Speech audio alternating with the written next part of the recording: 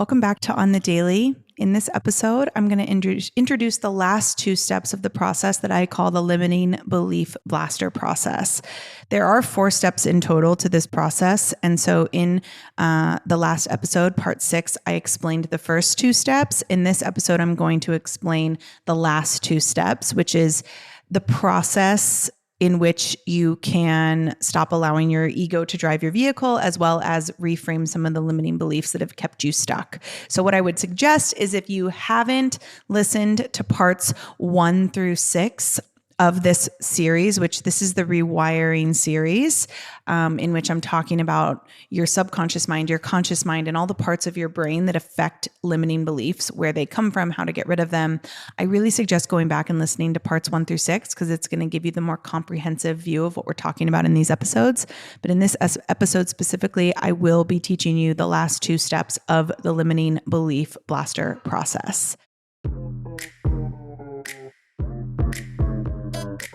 Hey friend, welcome to On the Daily. I'm your host, Danielle McCleary, and I am a quantum business coach. I'm the host of this podcast.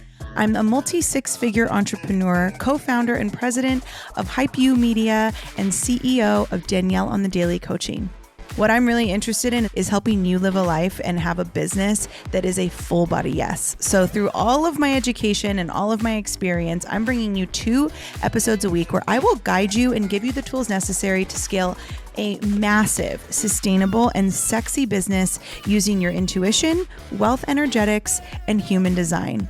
What we can call it is business biohacking. So if you're down for that, then I say let's frickin' go. I'm so glad you're here.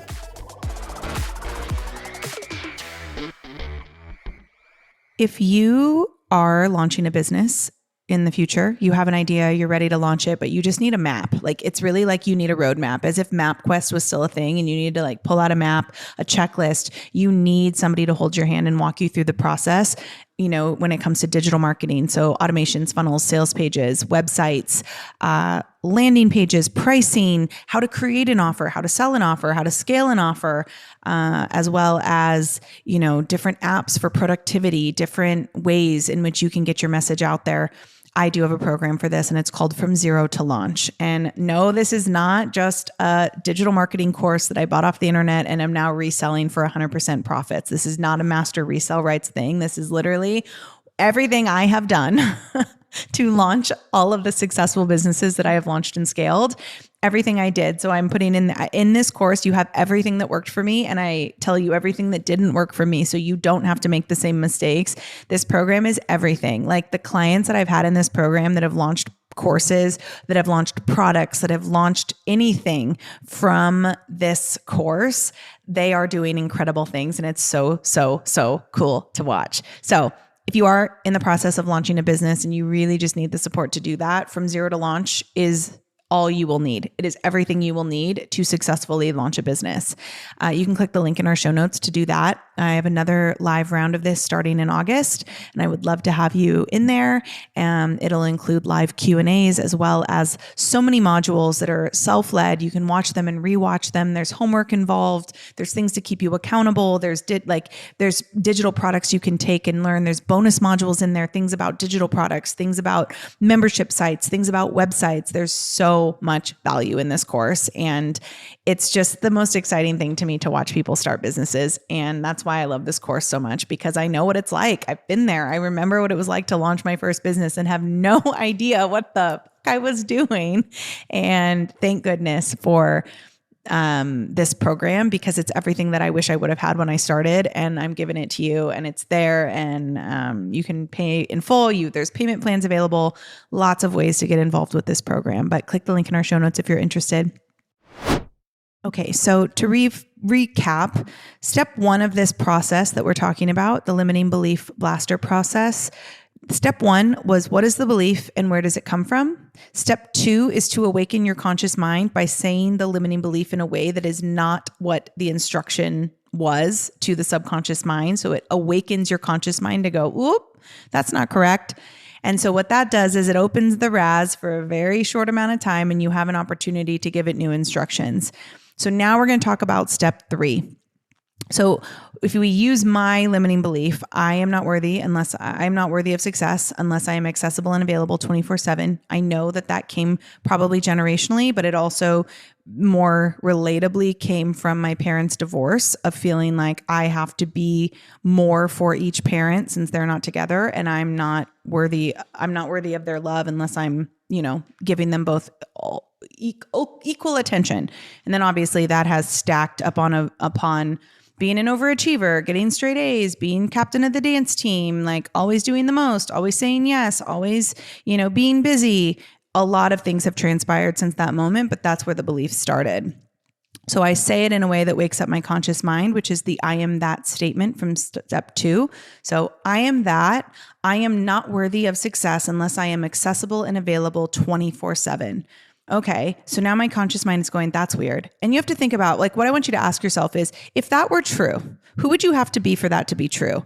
What would you have to believe about yourself, right? If I really believed that I have to be accessible and available 24/7 in order to be successful, I would have to be miserable. I would have to constantly be over giving. I would constantly be I would probably not feel good about myself. I would probably be a person who was bitter at the world. And the facts are, I'm not that person. And so then you ask yourself, what is the truth? So step 3 is, what is the truth?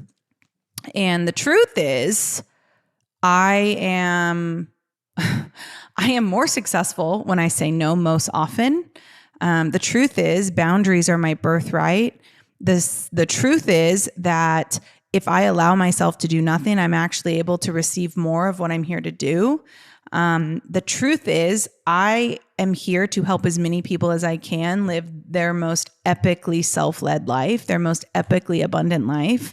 And I do that through growing myself and through taking care of myself. So if I'm accessible and available 24/7, I can't actually do that. So I'm actually less successful when I am accessible and available 24/7, when I say yes all the time, when I am busy for the sake of being busy.